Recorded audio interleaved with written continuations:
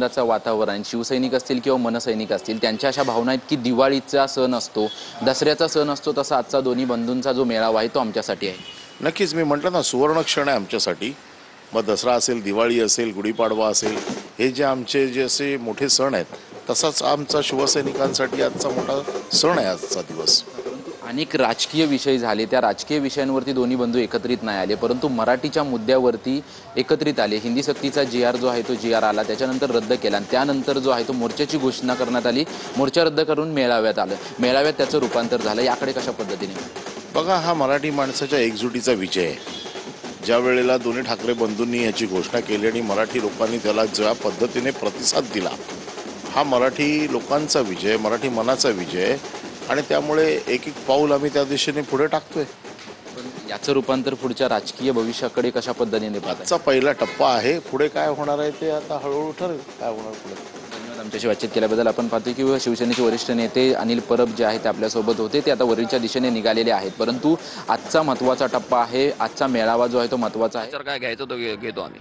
धन्यवाद, तुम्ही आमच्याशी बातचीत केली। यशवंत किल्लेदार होते, म्हणतात की हा मेळावा संपल्यावरती कोणाचा कसा समाचार घ्यायचा आहे हे आम्ही ठरवू, असं एक सूचक इशारा जो आहे तो यशवंत किल्लेदार यांनी। किती उत्साह आहे, काय अपेक्षा आहेत, काय बोलणार दोन्ही ठाकरे बंधू? महाराष्ट्रात 25-30 वर्षापासून जे राहतात अमराठी लोक, आजही त्यांना मराठी येत नाहीये। मराठी तर सोडा, त्यांना महाराष्ट्राची भाषा मराठी आहे हेही माहीत नाहीये। आणि हे सत्ताधारी सरकार जे अभाषिक लोक आहेत, जे राज्यात आलेले आहेत, त्या लोकांची भाषा या ठिकाणी तुम्ही लहान 5-6 वर्षाच्या मुलांवरती सक्ती करताय। मराठी माणसांनी त्यांचा हा सक्तीचा जो निर्णय आहे तो रद्द करायला लावलेला आहे, त्या लोकांना GR रद्द करायला लावलेला आहे। आणि तो जल्लोष, हा उत्सव माननीय राजसाहेब ठाकरे आणि उद्धवसाहेब ठाकरे यांच्या उपस्थितीत आम्ही हा सोहळा वरळीला साजरा करत आहोत। आज आम्ही वरळीला साजरा करत आहोत। 8 जुलैला आम्ही मीरा रोडला पण दाखवून देऊ कसा मोर्चा काढला जातो, मोर्चा कसा काढला जातो हा पूर्ण देश बघेल।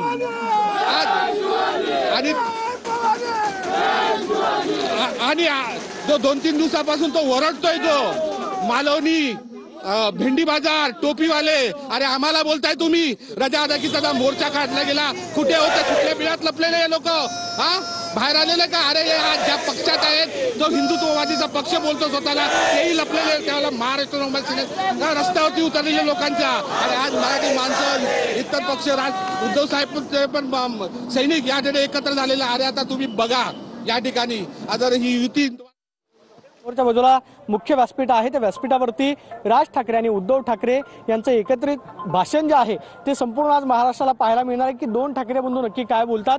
मात्र आपण हा सगळा या ठिकाणचा परिसर जर पाहिला तर आकर्षक अशी रोषणाई, त्याचबरोबर जे LED स्क्रीन भगव्या रंगामध्ये आपल्याला पाहायला मिळतात, ज्याच्यावरती आवाज मराठीचा हा आशय आहे। मात्र वरच्या बाजूला सुद्धा आपण पाहतोय की सगळी आसन व्यवस्था जी आहे ते आत्तापासूनच भरायला सुरुवात झालेली आहे, कारण मोठ्या संख्येनं शिवसैनिक आणि मनसैनिक जे आहेत ते या सगळ्या परिसरामध्ये येऊ शकतात। आणि आपण पाहतोय की वरच्या बाजूला हे सगळे शिवसैनिक, मनसैनिक जे आहेत राज्याच्या कानाकोपऱ्यातून आलेले, आत्ताच या ठिकाणी आपण पाहतोय की वरचा स्टेडियमचा भाग जो आहे तो भरायला सुरुवात झालेली आहे। कुठून आला? भीमाशंकर मनसर, पुणे आंबेगाव। पुणे आंबेगाव। बर, काय आज कुणाचं भाषण ऐकायला आवडेल?